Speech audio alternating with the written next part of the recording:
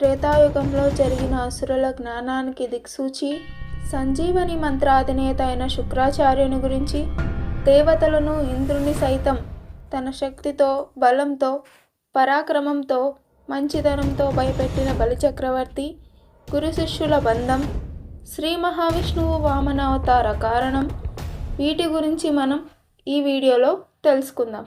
Let's start.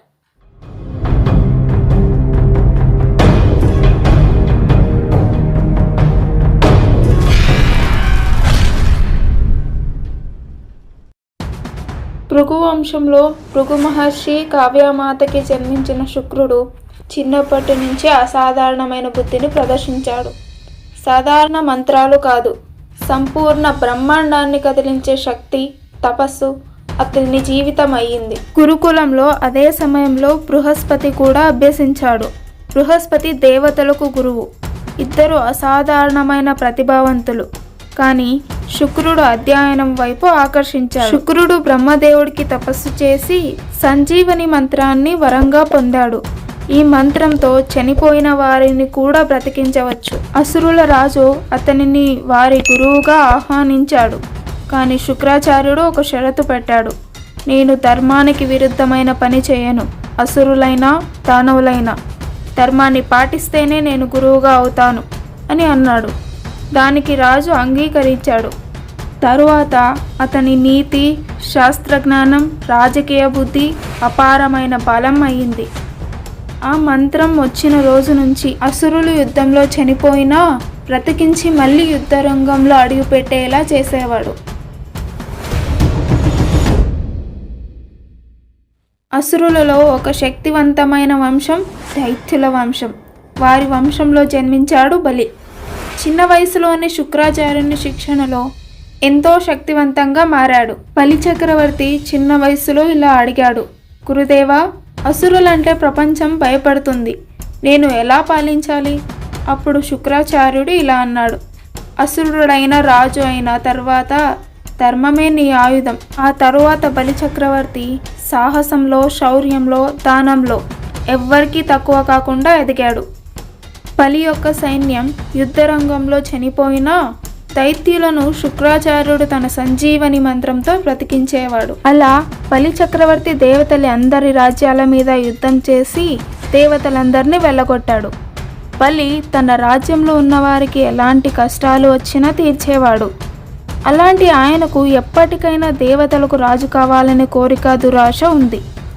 దేవతలకు రాజు అవ్వడానికి 100 అశ్వమేధాల యాగం చేయాలి అని శుక్రాచార్యుడు చెప్పాడు. ఇది తెలిసిన దేవతలకు మరియు ఇంద్రుడికి ఆందోళన మొదలైంది. శుక్రాచార్యుడు ఉన్నంత వరకు అసురులను నిలువరించడం అసాధ్యమని తెలుసుకున్నారు. ఇలా దేవ అసురుల శక్తి సమానమయ్యాయి. దేవతల రాజు అయిన ఇంద్రుడు మహావిష్ణువుని ఆశ్రయించాడు. దానికి శ్రీ మహావిష్ణువు నేను ఉన్నాను అనే అభయం ఇచ్చాడు. బలి చక్రవర్తి తన గురువు చెప్పిన మాట మేరకు అశ్వమేధ యాగాలు ప్రారంభించాడు. 99 అశ్వమేధ యాగాలు ముగిశాయి. 100వ అశ్వమేధ యాగం ప్రారంభించగా అందరూ యజ్ఞశిఖారాగ్రమందు ఉండగా శ్రీ మహావిష్ణువు యజ్ఞశాలలోకి ఒక చిన్న బ్రహ్మచారిగా బ్రాహ్మణ వేషంలో ప్రవేశించాడు. ఆ చిన్న బాలుడు దివ్యకాంతితో ఎంతో తేజస్సుతో ఉన్నాడు. అప్పుడు ఆ చిన్న బాలుడిని చూసి బలి చక్రవర్తి ఆశ్చర్యంతో ఇలా అన్నాడు, ఎవరు నీవు, ఇంత తేజస్సుతో ఉన్నావు అని. అప్పుడు వామన రూపంలో ఉన్న బాలుడు, మహారాజా, నేను బ్రాహ్మణ విద్యార్థిని, యాచకుడిని. అప్పుడు బలి చక్రవర్తి అతనికి నమస్కరించి ఇలా అడిగాడు, నీకు ఏమి కావాలి దానంగా అని అడిగాడు. వెంటనే బాలుడు నాకు 3 అడుగుల స్థలం కావాలి అని అడిగాడు. అప్పుడు యజ్ఞశాల మొత్తం నిశ్శబ్దమైపోయింది. రాజు వెంటనే సరే అని చెప్తాడు. శుక్రాచార్యుడు అతడిని చూసి తక్షణమే గ్రహించాడు ఇతడు విష్ణు రూపమే అని. శుక్రుడు వెంటనే బలికి ఇలా చెబుతాడు, మహారాజా, వరం ఇచ్చే ముందు ఒక్కసారి ఆలోచించవలసింది అని. అతను విశ్వాన్ని అడుగుల్లో కొల్చేవాడు, చిన్న అడుగులు అడగడు అన్నాడు. అప్పుడు బలి, గురుదేవా, నా చేతిలో ఉన్నదాన్ని కూడా అతిథులు కోరితే ఇవ్వాలి. రాజు ఇచ్చిన మాట వెనక్కి తీసుకుంటే అది కోపానికి కాదు పతనానికి కారణం. బలి వామనుడి మాటకు అంగీకారం తెలిపి దానం ఇవ్వడానికి నిర్ణయించుకుంటాడు. వామనుడు కమండలంలో నీళ్లు పోయేందుకు సిద్ధమవుతాడు.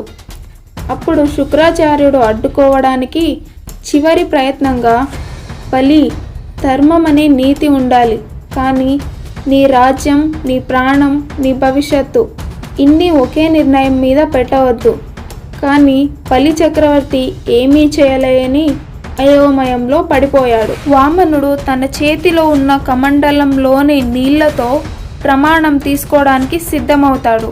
అప్పుడు శుక్రాచార్యుడు కమండలంలో నీళ్లు బయటకు రాకుండా చిన్న రూపంలో మారి కమండలంలో దూరి అడ్డుకుంటాడు. అప్పుడు వామనుడు ఒక చిన్న గరిక గడ్డితో కమండలంలో ఉన్న శుక్రాచార్య కన్నుకి పొడుస్తాడు. అప్పుడు శుక్రాచార్యుని కన్ను పోయి బయటికి వస్తాడు. అందుకే శుక్రాచార్యునికి ఒక కన్ను ఉండదు. ప్రమాణం ముగిసిన తర్వాత ఆ బాలుడు ఆకాశమంత ఎత్తుకు ఎదిగి ఒక్క అడుగుతో భూమండలాన్ని మొత్తం ఆక్రమిస్తాడు. మరో అడుగు ఆకాశం మొత్తం పెట్టేస్తాడు. అప్పుడు వెంటనే ఆ బాలుడు ఇలా అంటాడు, 3వ అడుగు ఎక్కడి పెట్టాలి రాజా అని. అప్పుడు బలి, నా తల మీద పెట్టండి ప్రభు అని సెలవివ్వగా, అప్పుడు అతని భక్తికి, ధర్మానికి, త్యాగానికి త్రివిక్రముడే ఆశ్చర్యపోయాడు. అప్పుడు విష్ణువు అతని తల మీద కాలు పెట్టి పాతాళానికి పంపుతూ ఇలా అన్నాడు, బలి, నీ ధర్మం అపారమైంది. పాతాళ రాజ్యానికి నిన్ను రాజుని చేస్తున్నా. నేనే నీకు కాపల దైవం అని చెప్పాడు. శుక్రాచార్యుడు కళ్ళలో నీళ్లు పెట్టుకొని, శిష్యుడా, నీవు నన్ను మించిన ధర్మాన్ని నిలబెట్టావు అని అన్నాడు.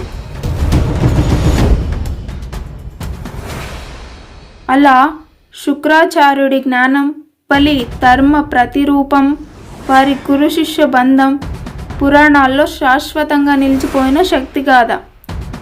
ధర్మం ఉన్న చోట జయం ఉంటుందని ఈ కథ మనందరికీ గుర్తు చేస్తోంది.